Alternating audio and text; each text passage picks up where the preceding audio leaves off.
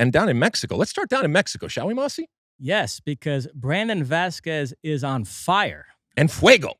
And fuego, last Wednesday, he got one against Querétaro. And then on Saturday, he got 2 against San Luis, so 3 in 2 games. You know, I mentioned when Brandon Vazquez made this move, I was curious to see if he did well, how that would impact the national team discourse surrounding him. Because although we all pretty much agree that in terms of quality, MLS and Liga MX are at about the same level, there does seem to be this added cachet in the minds of some U.S. fans in doing it in Mexico. And sure enough, the last couple of days, I've seen a lot of Brandon Vazquez needs to be called up chatter on X, a lot more than I ever saw when he was scoring goals in MLS. But you know where that stems from? Okay, that stems from our insecurities, okay? Now, I'm not going to take anything away from Brandon Vazquez. I'm actually going to exult. I'm going to look at this and be incredibly proud that not just an American player, but a player coming from MLS has gone over to Mexico, this Liga MX that we have all of these connections with and all of these associations and threads with and history with, and has hit the ground running. For those that are watching, you just saw his goal. Incredible goal, by the way. Long distance heading and directional heading at its best for what he did. There is an element of turnabout is fair play, right?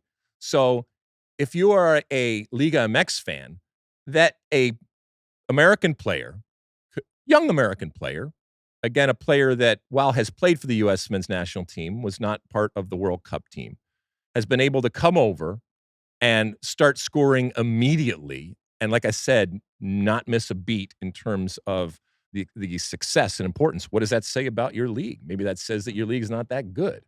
And that would be something that people would say and a criticism if somebody came over to MLS and started scoring, okay? That's one thing that you could say.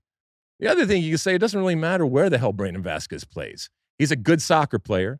He's a goal scorer. His value just increases. And he saw very, very quickly that it's the same game. Yeah, the culture around it is different, and maybe there's some other little differences out there. But when the ball's put, especially in the air in this case, he's going to find a way to eat that up. And it doesn't matter what language it is spoken. It doesn't matter what the culture is. He's a striker, and he's good at what he does, and he can ply his trade anywhere.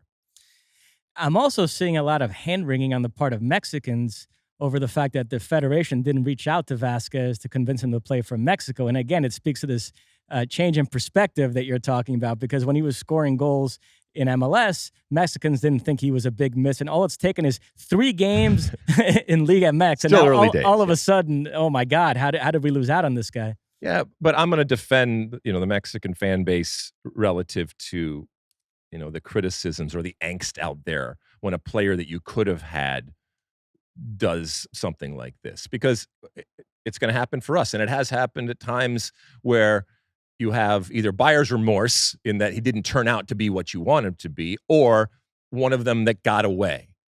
And so in this back and forth, in this tug of war, you're not going to win all of these recruiting battles that you have. Again, I will go back to this. And this is to Don Garber, and this is to the ownership of Major League Soccer.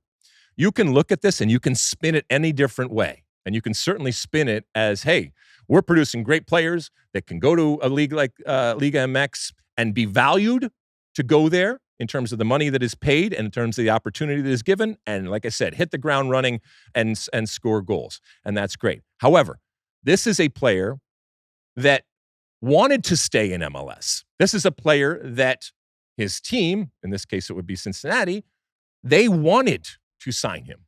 But the mechanism in order to do that did not exist. And to your point, this is an American player who decided to play in Major League Soccer. This is an American player that made Major League Soccer his league of choice, to use a Don Garber phrase. And he was not rewarded for it.